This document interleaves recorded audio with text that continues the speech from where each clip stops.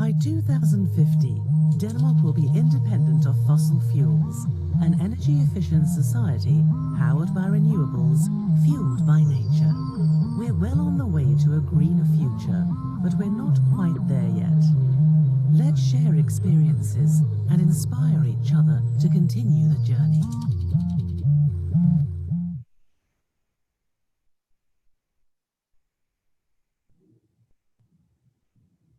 Good morning, everyone. I'm David Terry, Executive Director of the National Association of State Energy Officials, and thanks for joining us today. We have a very special kickoff session today before our NASEO annual meeting starts, an offshore wind tour and discussion.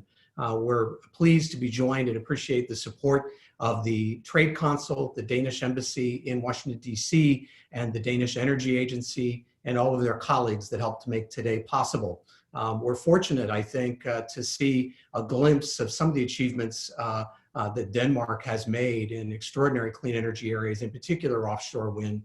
We also have some opening remarks from Dan Burgess, the governor's energy director from the state of Maine, who also has been engaged in wind activities, to kick us off. But I also just like to extend my thanks again to the Danish ambassador to the United States and all of their colleagues that helped make today possible. Dan, please take it over. Good morning, everyone.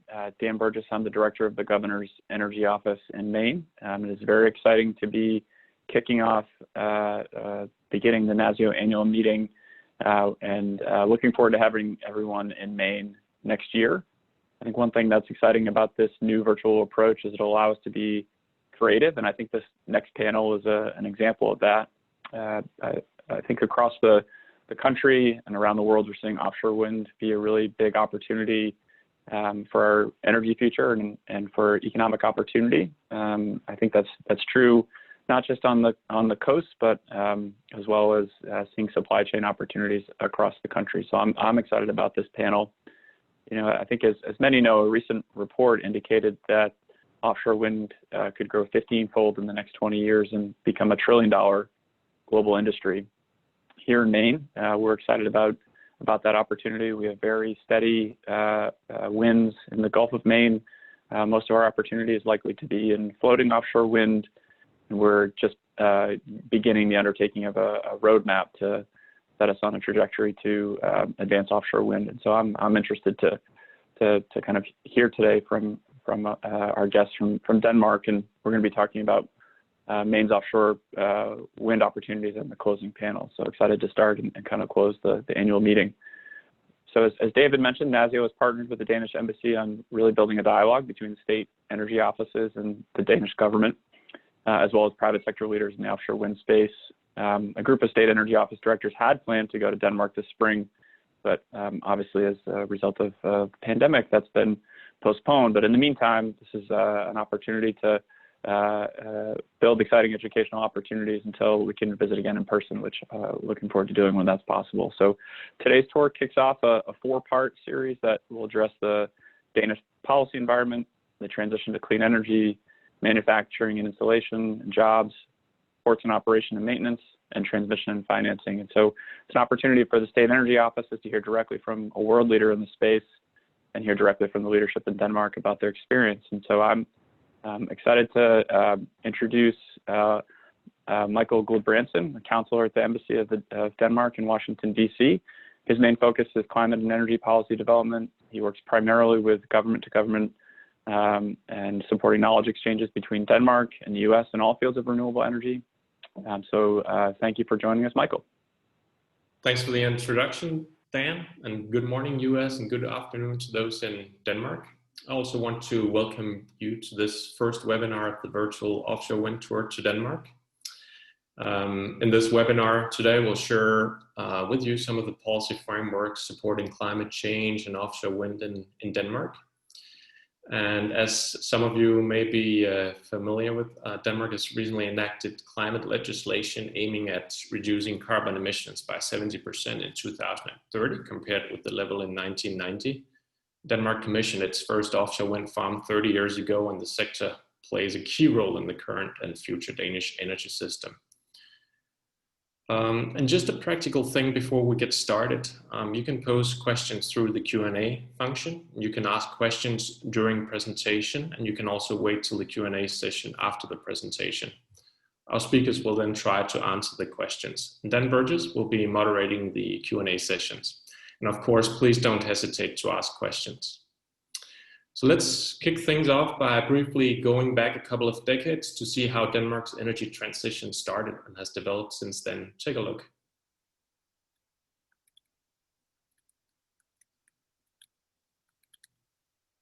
As the global demand for energy continues to rise, so does the desire amongst countries to transition towards clean energy. Today, just under 70% of Denmark's electricity is generated from renewables, and we expect to reach 100% before 2030. Wind energy alone generates half of Denmark's electricity, and this is more than for any other country in the world.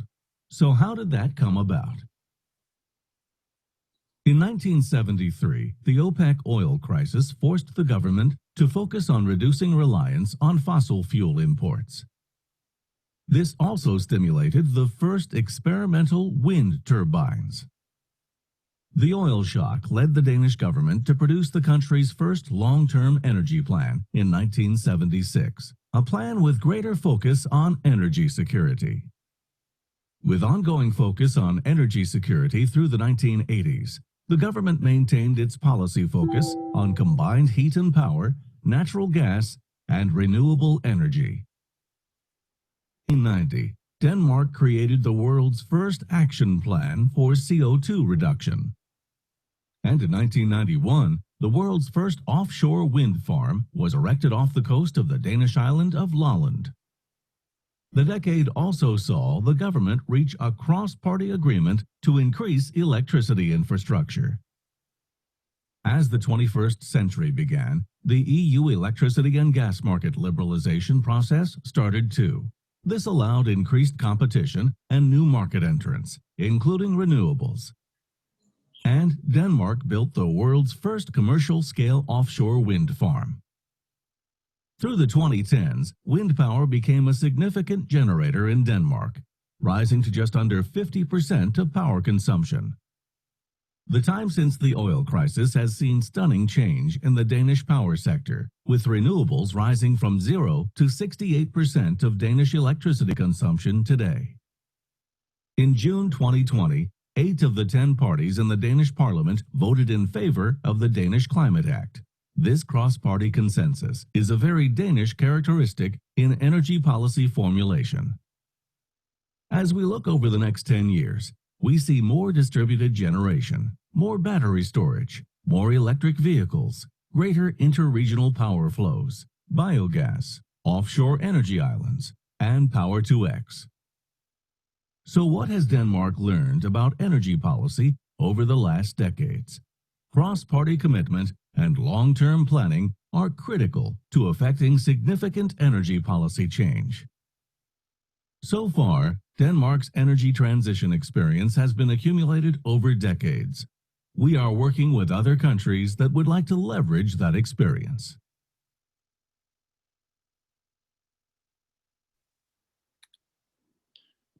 Something unexpected has come up for Denmark's ambassador to the US, Lone Dencker Wisborg, which prevents her from giving her remarks today. Instead, I'm very pleased to introduce you to Denmark's Chief of Mission at the Danish Embassy, Henrik Bramsen-Hahn, who is joining us from Washington, D.C. for his initial remarks. Please take it away, Henrik. Thank you very much, Michael, and good morning or good afternoon, everyone. I'm very pleased to be here and apologize on behalf of Ambassador Wisborg for not being able to be here today. But I'm very pleased to be here with you and for this joint Denmark-US webinar. We were originally planning for a number of physical tours to Denmark this year for some of our American partners and allies. Tours in which we would share information about the Danish approach to tackling climate change through an important source of renewable electricity, namely offshore wind. However, the COVID-19 crisis has forced us to think in new ways. Rather than wait, do nothing and hope for the healthcare crisis to disappear, we thought that it was important to keep up the momentum and addressing the impacts of climate change and the creation of new sustainable jobs. In Denmark, we certainly haven't figured out all the solution to transitioning to a clean energy economy, but we do believe that there's a lot to be gained from openly sharing experiences between countries. Countries can learn from each other and inspire each other. Therefore, I'm pleased to be here with you today and to introduce to you this virtual tour to Denmark. On this tour, we plan to share with you some of the key policy frameworks which have worked for us in addressing climate change and supporting offshore wind. We hope to stimulate further discussion and close cooperation. Denmark and the US have long enjoyed a close and mutual beneficial relationships. The United States is Denmark's most important ally and an important trading partner. We also have close cultural and historical ties. Naturally, we consult closely on European and other regional political and security matters and cooperate extensively to promote peace and stability well beyond Europe's borders. During the last couple of years, we have seen that this collaboration on security matters has increasingly been complemented by a focus on government-to-government cooperation on energy policies. This collaboration cuts across the federal administration and individual states, including New York, New Jersey, and California. Our two countries benefit from sharing experience on policy frameworks and successful policy implementation. Again, we believe that we have a lot to learn from each other. I'm confident that we will continue to see a further strengthening of our collaboration in this space in the coming years. Policies related to climate and energy are fundamental to our societies, and these will increasingly be interlinked with foreign policy and security aspects, as well as trade policies. It is also important for me to stress that non-state actors also play a crucial role in advancing and strengthening our two nations' collaboration. Often, it is non-state actors such as non-profit organizations, businesses, and knowledge institutions that push for higher ambitions and show how green solutions can be implemented in practice. Going forward, and as a follow-up to this tour, I very much hope that Denmark, through the collaboration with the National Association of State Energy Advisors, will also get the chance to learn more about successful clean energy policy implementation on a state level. Let me go into some of these specifics. Hopefully we can continue to work together across the pond to find political solutions that work. We can learn from each other and challenge each other. That's what allies do. As the short video just illustrated, the energy transition in Denmark didn't just happen overnight. Rather, it has been on the way for decades and is not completed yet. And it actually started not with a focus on combating climate change, but on enhancing energy security and reducing our dependence on imported fossil fuels from the Middle East. Over the last decades, we have shown that it is possible to reduce carbon emission while continuing to expand the economy. During the last decade, the contribution from renewables to total US electricity generation has surged from around 10% to approximately 20%. That is a very significant development, which clearly illustrates that wind and solar have become very attractive sources in the US power mix. Along the journey, numerous new clean energy jobs have been created, though renewables like wind, solar, biomass, and hydro account for a relatively small proportion of the US energy consumption, around 10%. They account for approximately 25% of all jobs in the energy sector. Advancing renewables types of energy is no longer just about ideology. Today we are at a point in time where accelerating wind and solar development is simply great businesses, even from a purely economic point of view. As the technologies have matured and supply chains evolved, the cost of wind and solar have plummeted. It's not just ideology, it's good business. Wind and solar are now competitive sources of electricity with the added benefit of curbing CO2 emissions and reducing the need for imported energy sources. On offshore wind, when it comes to that, Denmark has benefited from the substantial job generation that comes with a focus on this energy source. From the burgeoning offshore wind industry regulatory predictability is of utmost importance. At the end of the day, what is necessary is to generate confidence in regulatory approval processes and the framework conditions surrounding the industry. That is the requirement for unlocking huge investments and harnessing all the benefits that come with this source of energy. In the US, though only 1% is yet operational, there is an enormous potential for offshore wind power.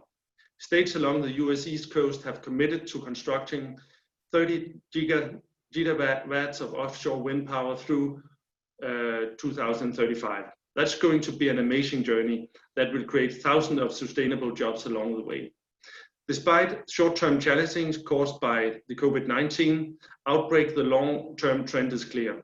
The expectation is that offshore wind will become a key source of energy and job generation in the years to come, in the US as well as in Denmark. With that, I would like to thank you all for attending this webinar series. A virtual tour can never fully replace a physical tour. I hope you will consider this tour as an introduction that will be followed by a real visit to Denmark once we were able to arrange physical tours again. We all hope that this will be in the not too distant future. I hope to see you all in Denmark soon. Thank you very much. Thank you very much. We'll go to some questions now. Over to you, Dan. Yes, thank you, Michael, and thank you, Deputy Chief Hahn. Struck by your presentation. Would have many questions, particularly around kind of how you were able to do so much on a cross-party and bipartisan manner. But really, I think that's one question. And then really for states, I'm curious how we get actors with different priorities and different interests to come together and agree on joint climate action in some of these multinational settings. Would love to hear your take on that, and then again encourage folks to put questions in the Q&A. Thank you very much, Dan. I think it's extremely good questions. I think to start with, we have a tendency, or we have a tradition in Denmark for cross-party agreements. It's not only on energy policy, but also on foreign policy, and that is, of course, an advantage. I believe that getting countries to collaborate on action requires highlighting some of these non-climate benefits associated with addressing climate change. And some of the advantages of climate policies that have the potential to bring countries together include low and stable prices associated with clean energy job generation, not least steady jobs for blue-collar workers and energy security. In short, it's very much about making the non-climate benefits clear to all parties. That's the way to convince more countries to commit to bold action. That's great, thank you. And then we have one question in the chat, and I think a couple to me that came to me around opportunities for new technologies. Particularly this question is around energy storage, but you also mentioned power to X and opportunities there. Any kind of comments or feedback on opportunities for new technology? I think I will hand it over to Michael there. Yeah, I think there's great potential for development of new technologies. Power to X is just one of these important technologies going forward, and I think we'll also hear more on that from Henrik Ries from Energinet. So maybe we'll just wait till later in this session to hear more about new technologies and how they also play into the energy landscape going forward. Great. So I've just one final question. I think it's similar to the first, but instead of cross-party, the question is about securing support of the population for the energy transition. And were there any concerns about costs? You mentioned clearly the initial intent was around security and fuel security.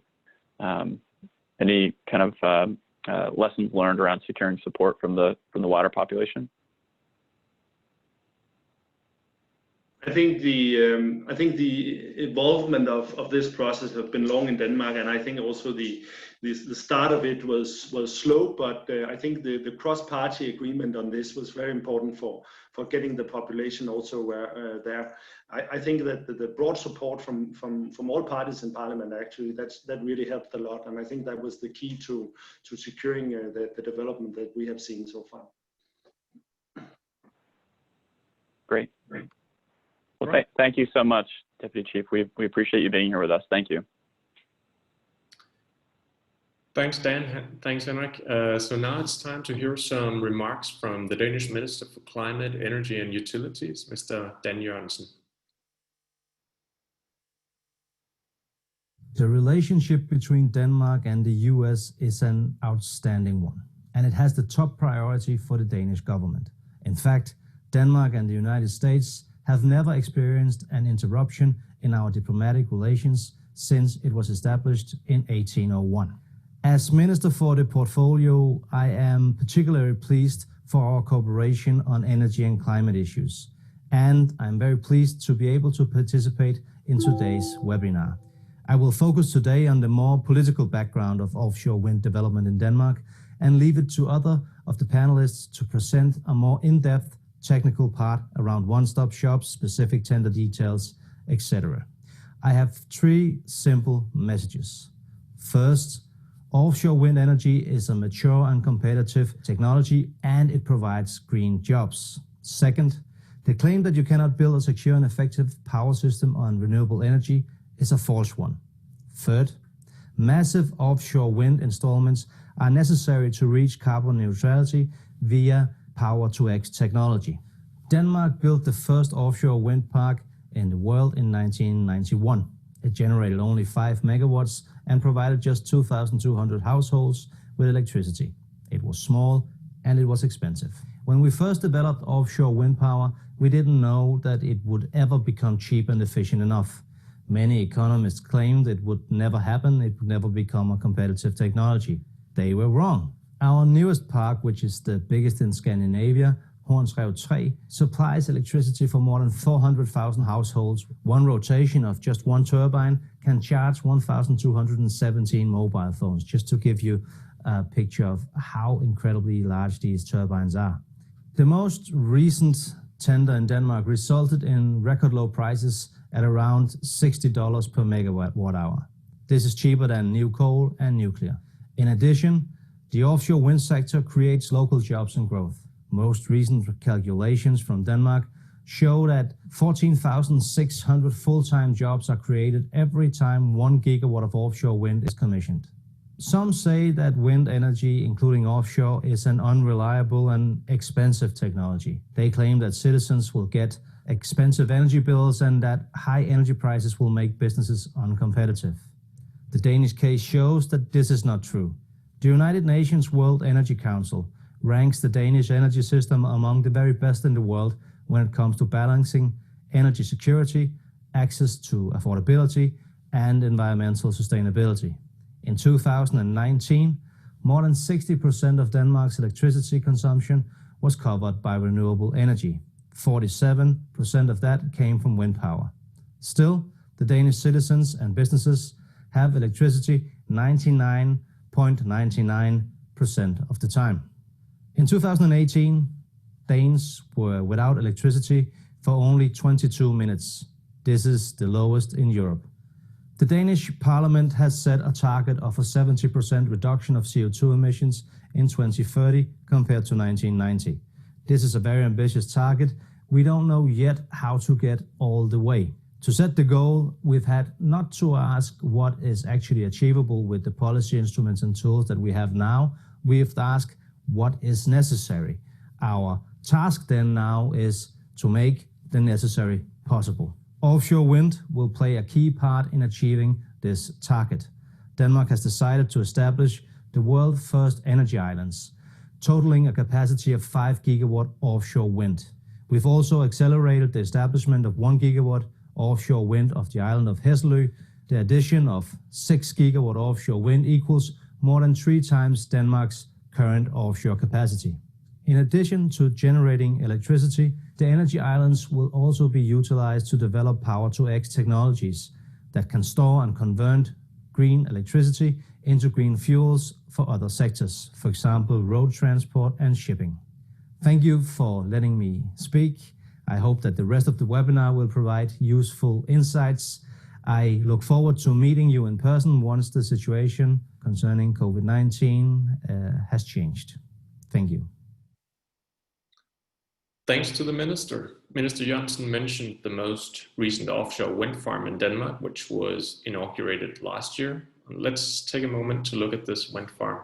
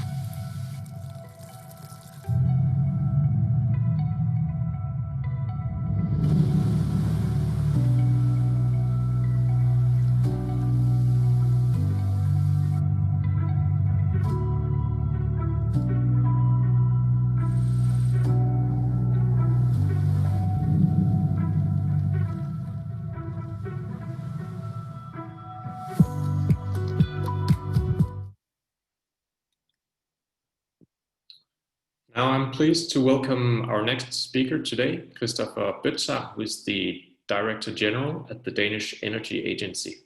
The agency plays a key role in leading Danish efforts to reduce carbon emissions. The agency is also deeply engaged in facilitating the sharing of experience with other countries. With that, I'll hand over to you, Christopher. Thank you very much, Michael.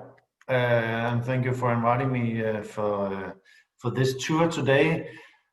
I'm sitting in my kitchen in Corona quarantine, but I still have the world behind me, remembering me that there's a world outside my kitchen, and there will also be a world in the future that needs knowledge sharing, close cooperation between nations, and a global green transition. And that's actually what it's all about today.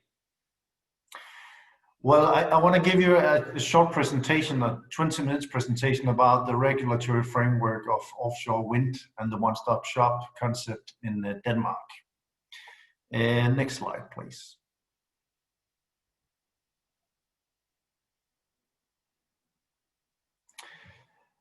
And showing you how important the role of offshore wind actually is in the Danish energy system.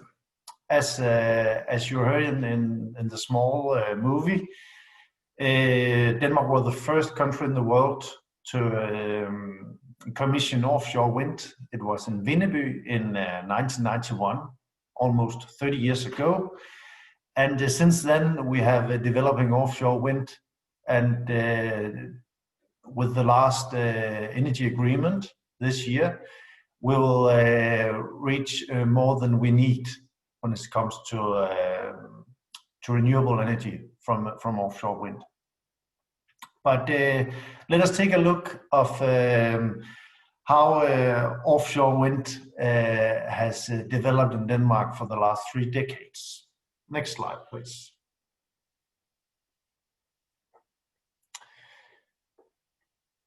This June, almost all parties in the Danish parliament and my government made an agreement of greening the economy when it comes to energy and industry. The government and most of the parties have a key targets that we want a 70% reduction of greenhouse gas emissions in 2030 compared to 1990. And in 2050, we want climate neutrality for Denmark. The agreement is based on different principles. First of all, the government and the parties want to accelerating the green transition. And at the same time, we want to inspire the rest of the world with ambitious targets. You know, Denmark is a very small country, and we only stand for 0.1% of the total global greenhouse gas emissions. So if we're doing it for ourselves, we do nothing when it's come to a global green transition. And that's why it's so important for us to tell the story about our concepts, our knowledge, and our history.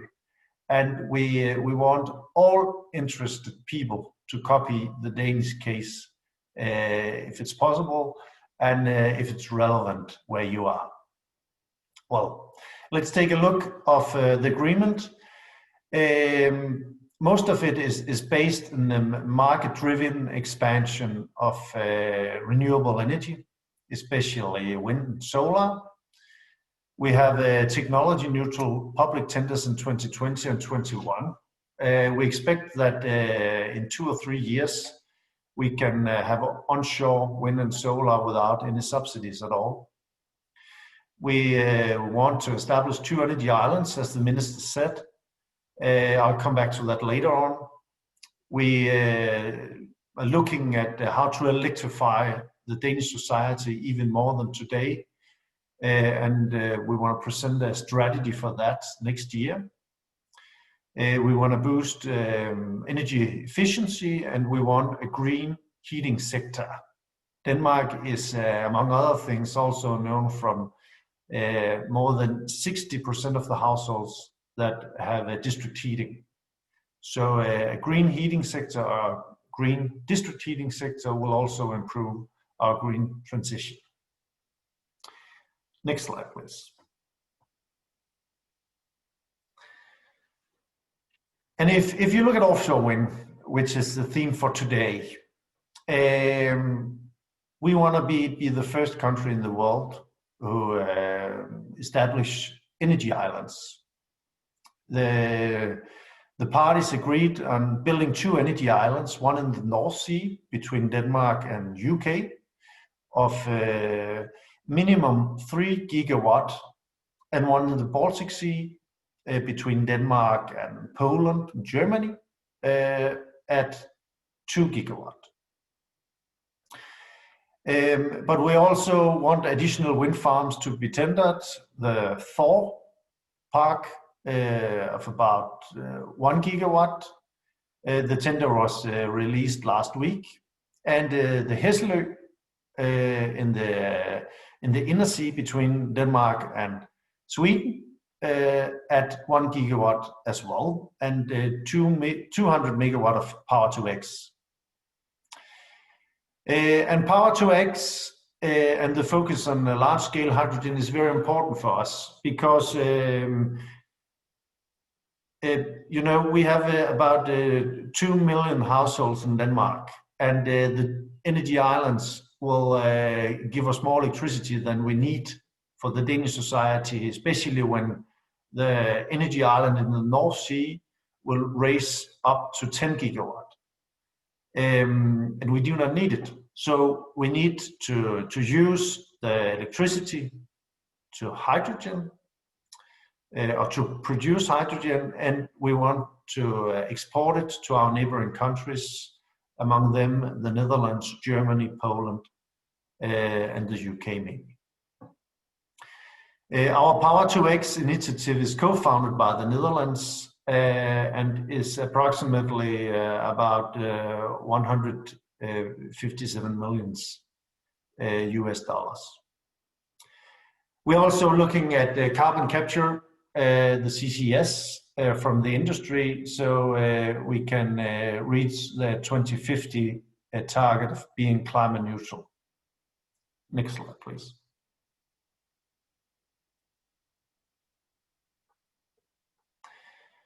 And let's look at the strong Danish regulatory framework for offshore wind. What have we been doing, and what is actually the foundations of this expansion into the sea? Well, first of all, we have been looking at how can we ensure flexible and attractive tender materials. And we have been doing tender materials for decades now, so I think we are getting closer and closer to the right form. And let me say a few words about how we do it. Next slide, please.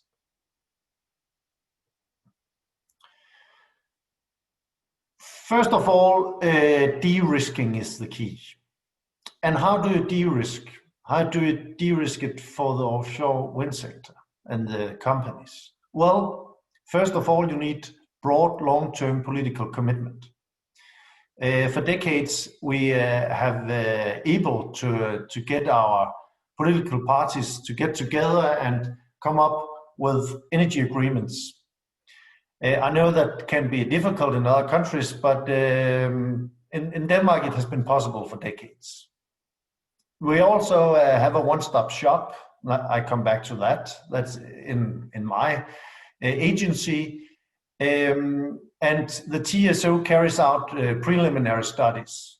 That means that if you're interested in being part of the tender, you know the wind conditions, you know the seabed conditions before you come up with the bid. We have a very close dialogue and negotiation with the pre-qualified bidders that start a year or more before they need to bid. The price is the primary bid criteria. That's also important. It's not a beauty contest. It's very easy for the companies to know, well, what will be the criteria for winning this auction. The support scheme will secure that you will have a CFD, contract for difference, for 20 years. And you are looking into a very transparent and efficient energy market, part of the Nord Pool energy market with the other Scandinavian countries. And you have a guaranteed access to the grid. And actually, the Danish TSO in Energinet has never missed a deadline connecting offshore wind. All these 8 points is de-risking the bidding, and is very important for the companies. But let's take a closer look to the one-stop shop, which the Danish Energy Agency is responsible for.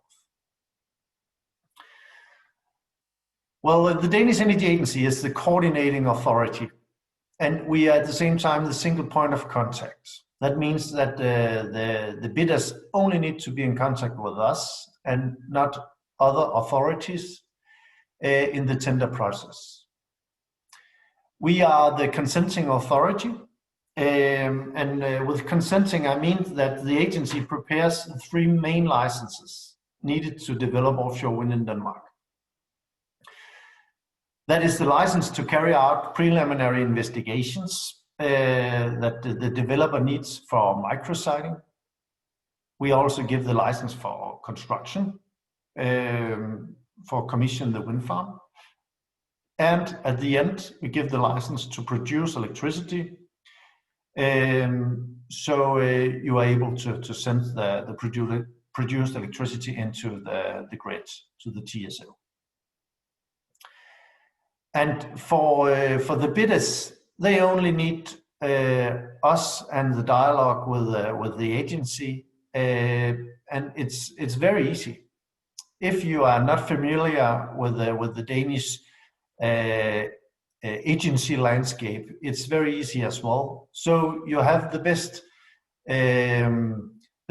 competition that you need. Everyone knows that you only have to talk to the Danish Energy Agency, and they will come up with solutions. Next slide, please.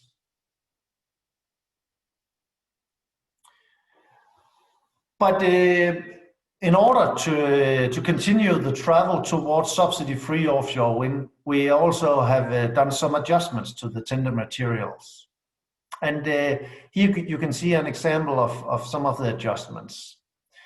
In the Thor bid that we're doing at the moment, you can see that we now include the transmission line into the shore as part of the bid. Earlier, only the wind farm, that's the gray area, and the platform were part of the bid, but now we are trying to see if the companies are doing the the transmission lines into the shore, if we can have it more cheaper than before. And we do think so. Because if you look at some of the large companies like Ørsted or Vattenfall, they are doing offshore bids, and they are building offshore wind parks every year.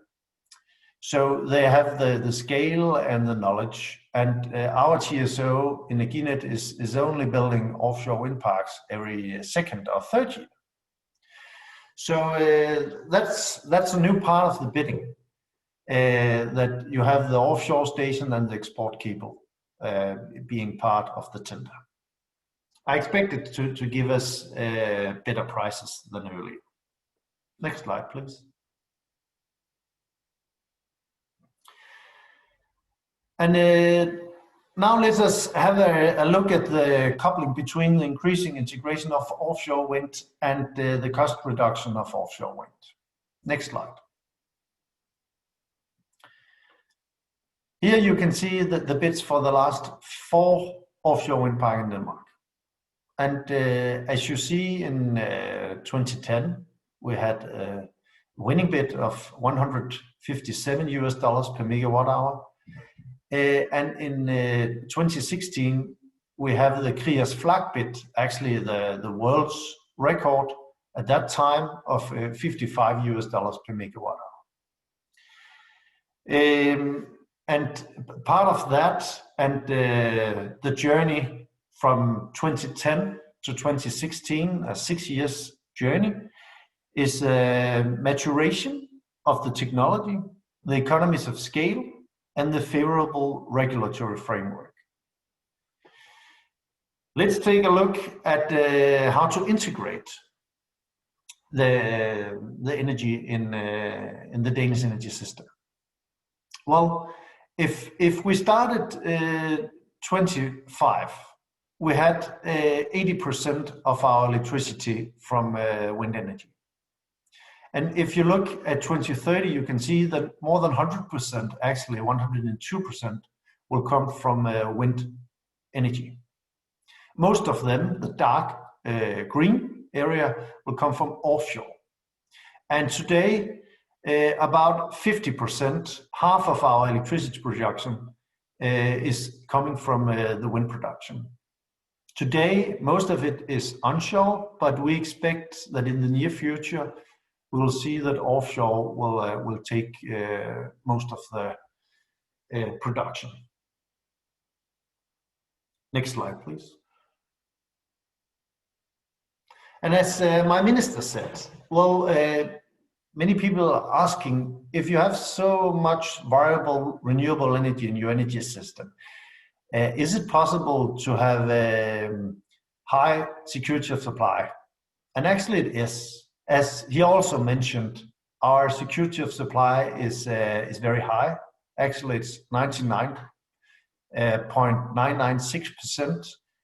That means that an average Dane can expect that there will be power in the switch almost all year, and only 20 minutes per year they'll not be able to have the power.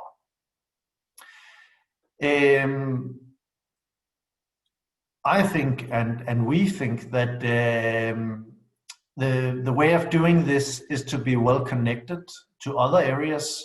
In a US way, it could be other states. In Denmark, it is to be well connected to our neighboring countries as Sweden, Norway, UK, the Netherlands, Germany. And it gives you the storage and the batteries that you need, having so much wind in your electricity system. Next slide, please.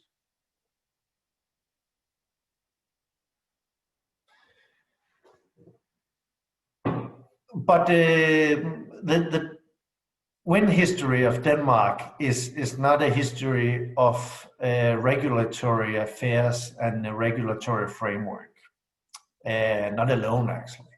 It's also a story of involving the entire industry and let the industry grow as you're moving forward. And I think that's one of the reasons why we have so broad political commitment in Denmark, that this is not only a political need, it's also the industry is calling for more and more wind. The political level is calling for it. The industry, more broader industry, is calling for it. And I want to show you why, actually. Next slide, please.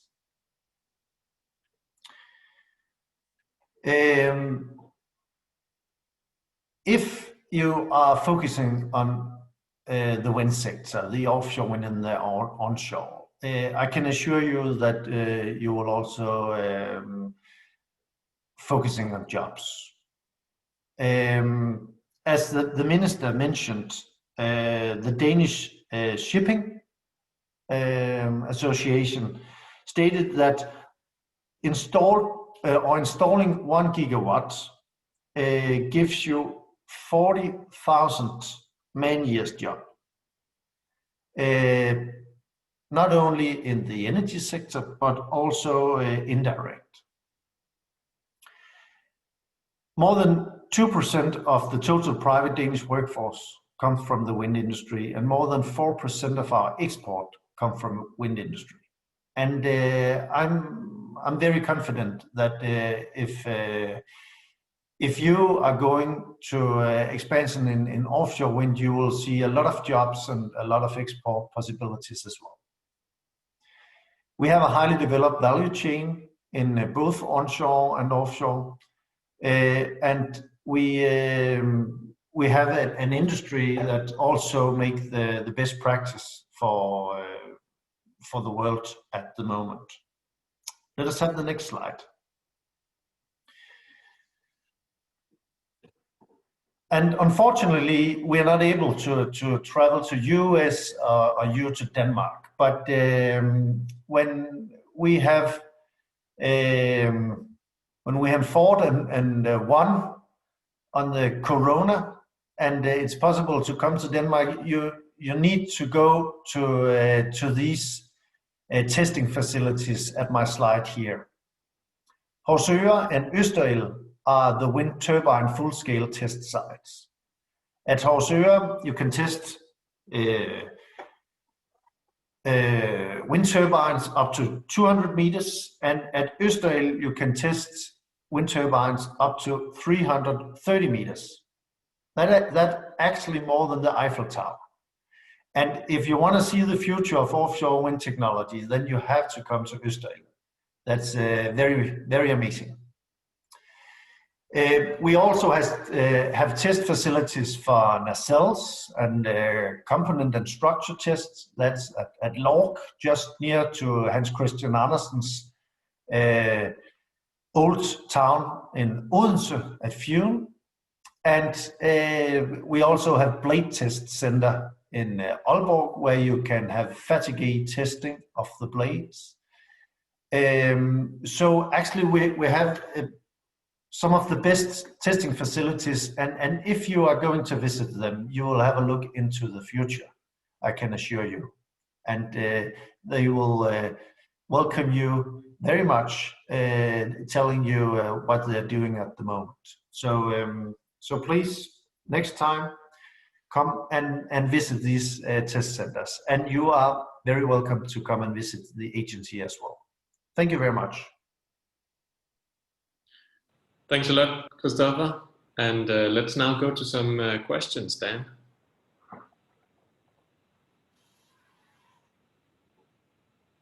Oh, I think you're muted, Dan. Yeah, thank you so much, and thanks for the great presentation. A number of questions have come in. One quick one is if you could repeat the number of jobs per gigawatt of wind created. I had a clarifying question on that. It's 1,400 man-years per gigawatt hour. Wow, that's great. Another question that came in was around the one-stop shop permitting of DEA as the single point of contact, as you mentioned. And I think a couple questions were around is that for the full siting of the entire project, or is that just for the tender? And I think related to that is how you've managed environmental concerns or challenges or issues with commercial fishing. I would say if we were in Maine this week, we'd be having fresh lobster rolls. It's an important part of our economy, so it's something we're going to be balancing, and would be great to hear about how you balance that. The Danish energy agency is responsible for the whole tendering process. So the environmental testing, the environmental assessments are not made by my agency, but by consultancy companies, but we are responsible for the whole process. So we are at the beginning and we are at the end and the in-between. That's great, very helpful. Another question is around the coordination and relationships with other European countries. Clearly they all have their own environmental or energy goals. Can you talk a little bit more about how those efforts are coordinated and how the agency works through that? Well, if you look at the North Sea, we have a North Sea cooperation with the countries along the North Sea. And we get together 2 or 3 times per year, talking about our tenders, trying to coordinate them so the companies can see a line of tenders and not all the tenders at the same time. That give us the best bids, and we are able to secure the companies, or the companies that win a line of production for the coming years. That's very important, I think. And at the same time, we are able to discuss topics like cumulative effects on bird life, sea life, etc. And at the same time, we are able to have a very close dialogue on interconnectors. At the moment, my government are talking with the Netherlands and Germany about having interconnectors from our energy islands to our neighboring countries. And our TSO is having the same dialogue at their level. And another, I think the group of the questions that I've got are incredibly impressed by your 2030 goals of getting to over 100% of your electricity from wind by 2030. I think that's also interesting to see the cost declines that have come with that. I think on one of your slides you showed just a really significant cost. Do you contribute that to the tender process, advancements in supply chain and technology, or some mixture of all of those things? Yeah, I think it's all those things. If you look at the technology, we have started with less than 1 megawatt turbines before the year 2000, and today we are looking at turbines of 12 or maybe 15 megawatt each. So the economies of scale have given us a lot, but at the same time, I think that the tendering process and the de-risking concept is very important, because risk give you higher bids, actually. And if you can de-risk, you can get the low bids. So that's the key for us. That's what authorities can do. That is de-risking, actually. And as it would just kind of end on, that's really exciting to see the work of the energy islands that you mentioned. I think we'll be, following that closely to see, lessons learned from that. It's exciting to see. So I think with that we'll move to our next speaker. But thank you so much for the presentation and the discussion. Thank you very much. Thank you very much. Thanks for all the questions as well. I noticed that there was a question on jobs And just for your awareness, there'll be a webinar on October 22nd that will go into detail with some of the job potential inherent in offshore wind, just for your information. All right, and we'll now go to the next speaker. Give me 1 second here. Okay, so yeah, after this focus on the regulatory frameworks, I'm now pleased to introduce our next and last speaker today, Henrik Riis, who is the CEO of the Danish electricity transmission operator and part of Energinet. Energinet is an independent public company which is owned by the Ministry for Climate, Energy and Utilities. Henrik will be able to shed some light on some of the challenges with transitioning to a 100% green energy system. Please take it away, Henrik. Thank you, Michael. And thank you for inviting me to this event. I understand that this is actually the first session of your 3-day annual meeting, having a very comprehensive and interesting agenda. As a manager of Energinet's electricity transmission company, I thank you, Christopher, for mentioning that we actually never missed a deadline. Makes me proud. Thank you. Actually, I've worked in the electricity sector since the mid-80s. That is even before renewable energy was even considered a full-scale option.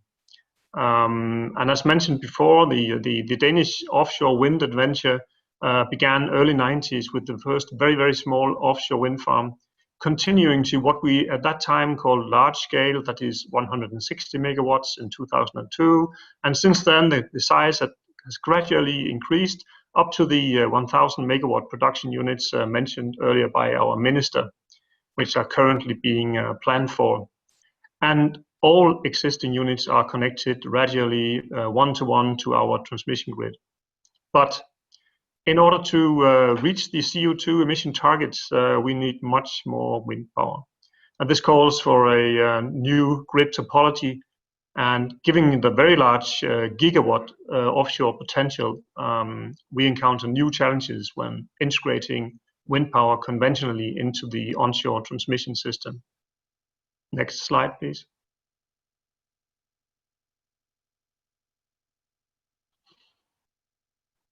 So Energinet, being the Danish transmission system operator, we of course build, own and develop the Danish power transmission grid.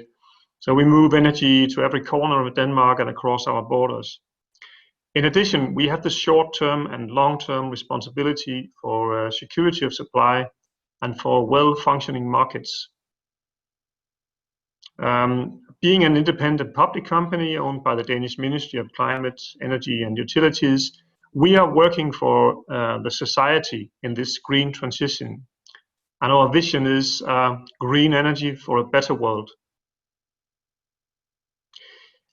If you look at the Danish grid, we have a quite small but a very reliable transmission grid. And as Christopher mentioned before, the security of supply gives us a very, very short outages, I think, from the transmission side, normally 13, 14 seconds a year. The map to the right shows Maine onshore connections as well as quite well-developed set of interconnectors, giving us the possibility for import and export of electric power. And the dotted, connections are the ones being under construction. For gas, we actually own the smaller supply routes, the distribution grid as well as 2 gas storage facilities. Next slide, please. My agenda relates to Energinet's role in solving this well-known energy trilemma. We want to have green energy, we want to make it affordable, and we still need to maintain a decent level or a high level of security of supply. First, I'll give you an overview of the offshore wind development in Northern Europe. Second part, I will explain you how we have already integrated approximately 2 gigawatts of offshore wind in our system, and what to do for further increasing the offshore wind capacity. And as a last item, I will give you a short introduction to the solutions we are currently working on. Next slide, please. So what is exactly the challenge?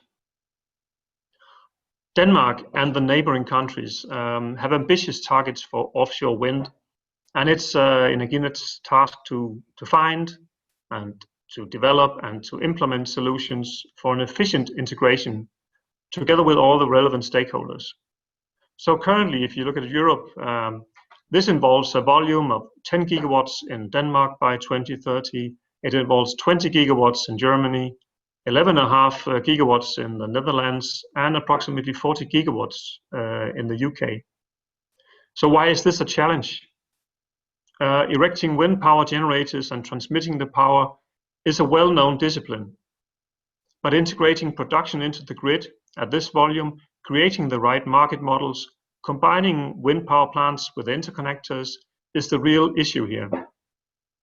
And in fact, we do not know the exact solutions to every problem, and it will be hard work together with authorities, private companies, TSOs, etc. Some parameters to be considered. First, of course, geography. Production from offshore wind is remote from the consumption centers. And if no other measures are taken, we need massive grid reinforcement. Next element is simultaneity. The production from offshore wind, of course, depends on the weather. It does not come simultaneously with the consumption.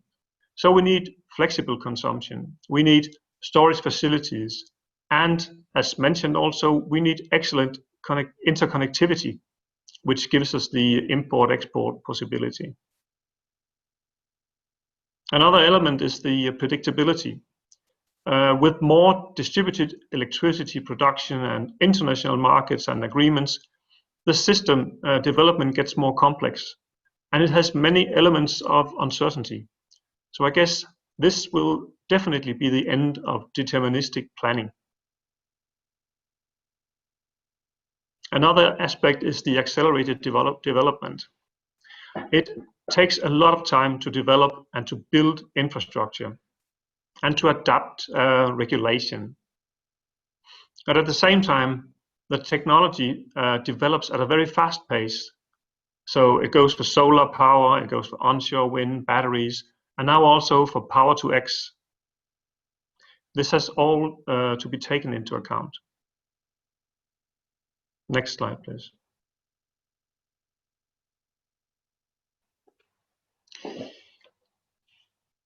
So to tackle the issue of integrating green energy in Denmark, we have used a number of valuable tools. We have the very well established ones, of course, the strong and robust grid, strong interconnections. We have the well-functioning markets across national borders. We have a quite advanced static and dynamic modeling of our system together with specialized analysis. And we have the classic long-term planning, although, of course, predictability has become more and more difficult through the years. And these tools have served us well, and they continue to be necessary as we experience this industrialization of the offshore wind technology. But they are no longer enough on their own because the challenges during the second half of the green transition is different. So the new tools being added include, for instance, developing our electricity system together with neighboring TSOs of the connected system development. It involves coupling the electricity sector, the gas sector, the heating sector, the transport sectors to form a new and integrated energy system. It involves also making sure that consumption is almost as flexible as production, possible through incentives, through digitalization, through intensified uses of data, and optimization of our own system operation procedures. Another tool is actually developing a more advanced socioeconomic prioritization scheme for activities. And very important, we cannot do this on our own, so we interact and we need new players and strategic partners. So this is actually tools which form our foundation for a reliable green transition. Next slide, please.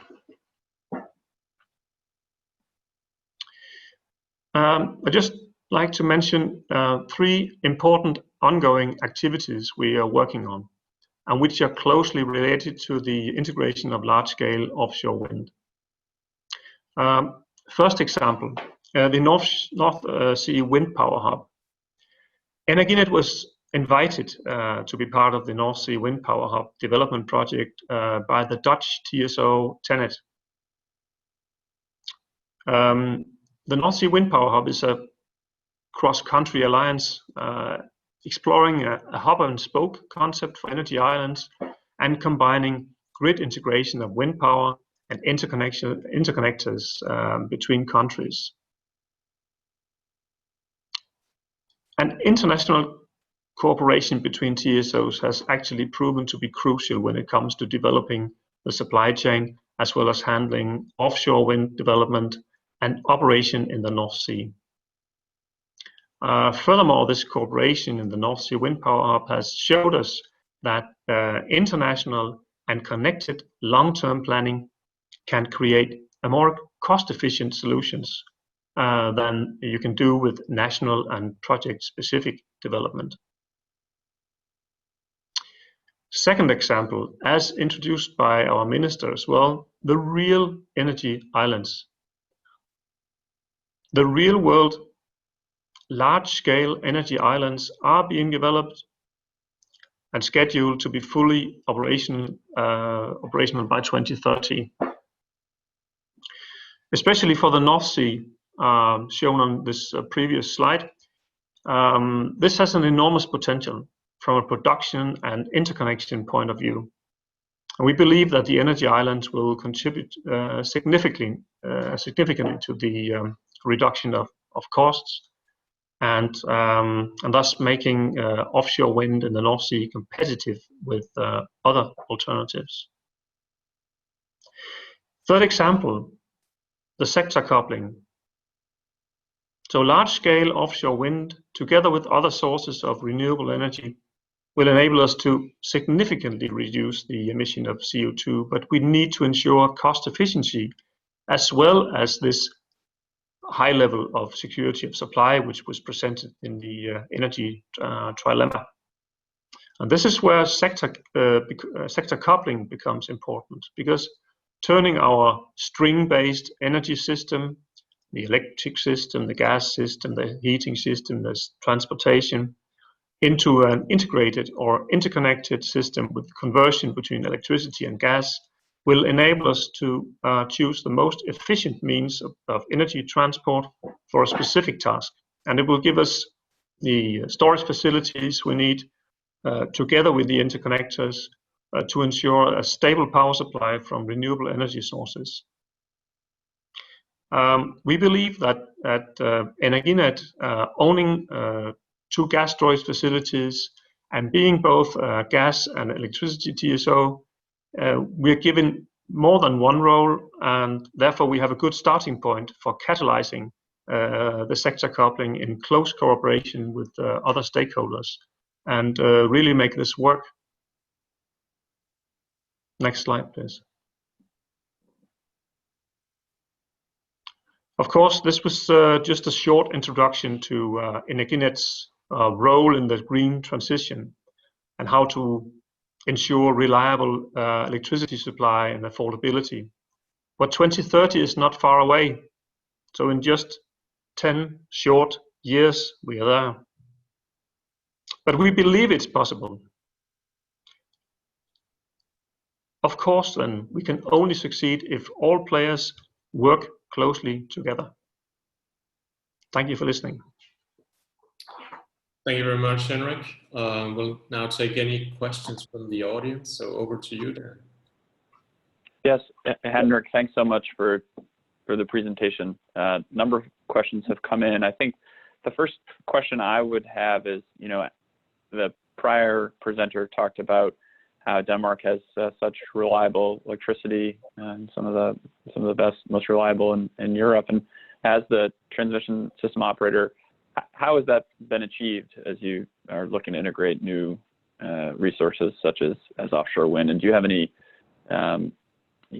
guidance or feedback for the states of things that we should be thinking about in that area? We could divide it into two parts. One being the handling of the system, and one being the handling of the transmission equipment. So when it comes to handling of transmission equipment, we make a lot of efforts into having systematic asset management.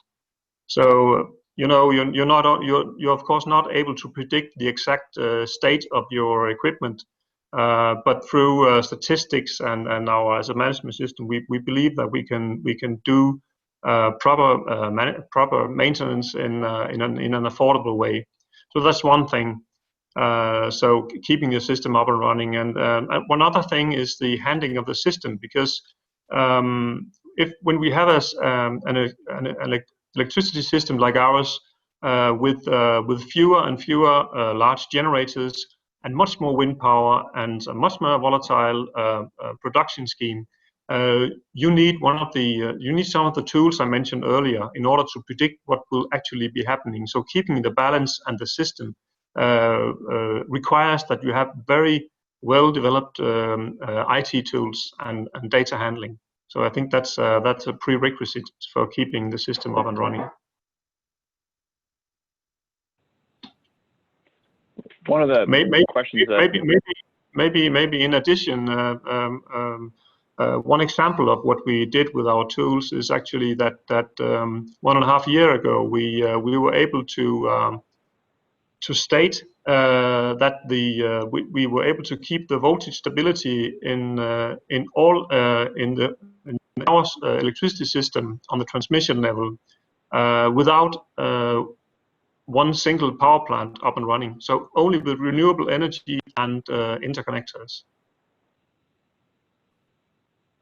One of the questions that I've got is around kind of the building and siting of transmission here in the United States. That is a challenge that I think every state has faced recently around public acceptance, cost allocation. Are those issues that you've seen in Europe, especially as you're going between countries? And do you have any lessons learned about how you face that? That is definitely an effect which is seen. No one wants transmission equipment in their backyard. So we are struggling a little with the public acceptance. Especially overhead lines are not welcome, and we have been developing a strategy enabling us to increase the length of cables in our system. So we are actually trying to use underground cabling, which becomes difficult and complex when you reach like 400 kV transmission level. So, but we see that public acceptance is a challenge. And one of the questions we've received is around the opportunity or how you work with energy storage, and I think not just battery, but some of the hydro resources from your northern neighbors. Could you talk about that? Yes, actually, the Denmark bridging between the northern production from hydropower and the production from south from solar power is a well-known subject, and actually we have been connected to Scandinavian countries since I think since the mid 60s. So this cooperation between, for instance, Norway, Sweden, and Denmark when it comes to hydropower is well established, actually.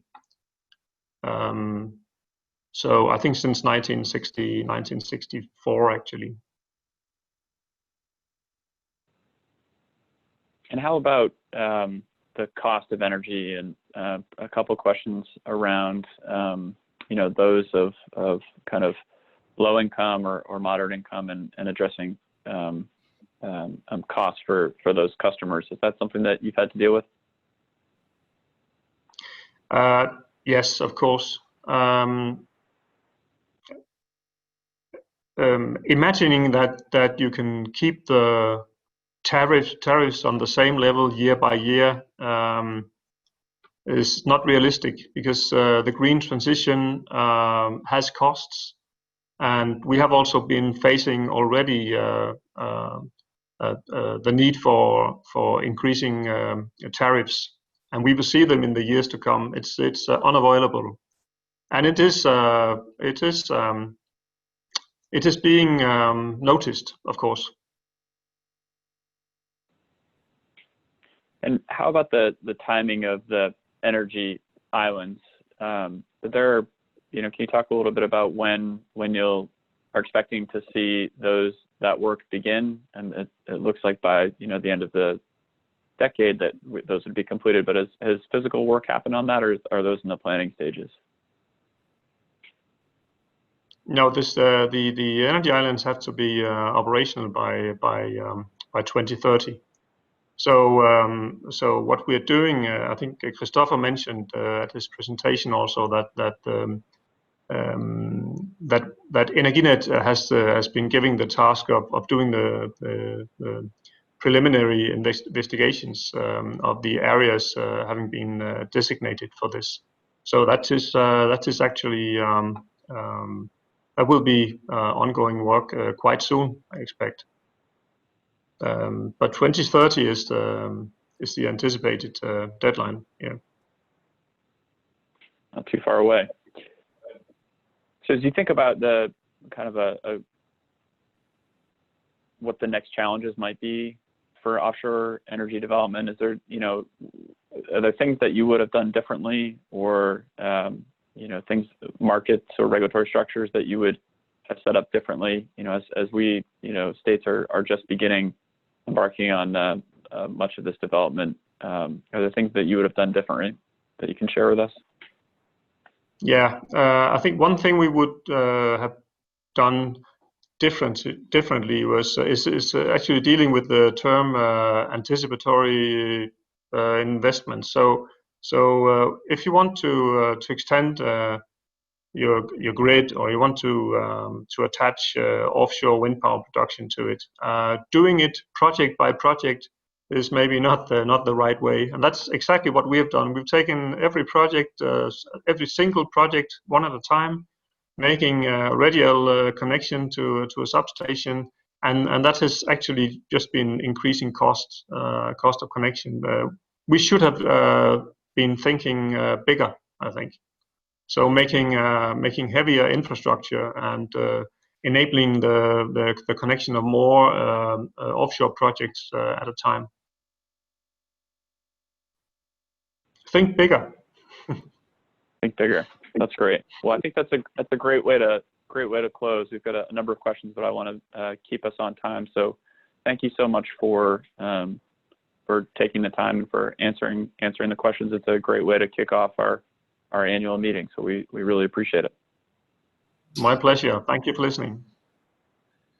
Thank you. So I think we've come to the concluding remarks. Do you want to say a few words, Dan?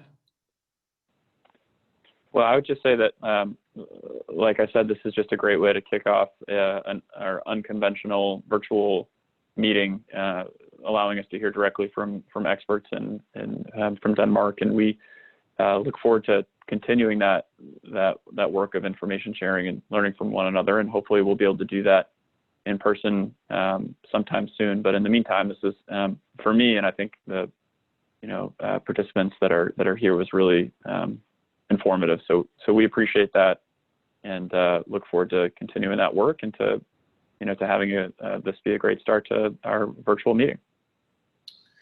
Great. I'd also like to briefly wrap up. So when we're talking about high penetration of renewable energy in the system and the general transition to clean energy, at least as far as the Danish case is concerned, there are a number of takeaways that I think can be highlighted. So cross-party collaboration has traditionally characterized reforms in major policy areas in Denmark, including energy policy. That has made long-term energy policy planning possible. This also meant that the overall policy targets have not changed every few years, depending on which party was in power.